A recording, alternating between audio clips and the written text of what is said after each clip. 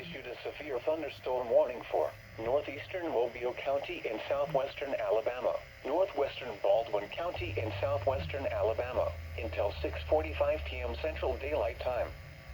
At 5:56 p.m. Central Daylight Time, a severe thunderstorm was located over Axis, or 4 miles north of Creala, moving east at 65 miles per hour. Hazard, 60 miles per hour wind gusts and $half size hail. Source, radar indicated. Impact, hail damage to vehicles is expected. Expect wind damage to roofs, siding, and trees. Locations impacted include Bay Minette, Creala, Stockton, Axis, and Interstate 65 and Alabama Highway 225. For your protection, move to an interior room on the lowest floor of a building.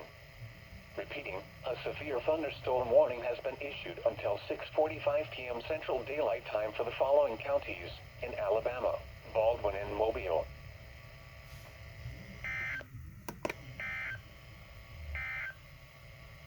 This is NOAA Weather Radio Station.